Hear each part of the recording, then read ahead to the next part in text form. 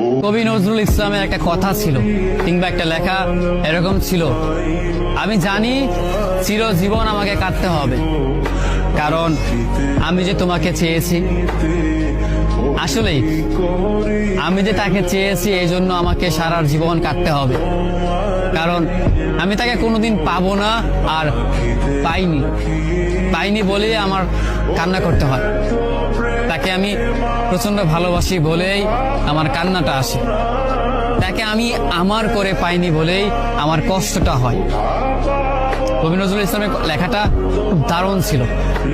আসলেই তাকে পাইনি বলে আমাকে সারা জীবন কান্না করতে হবে।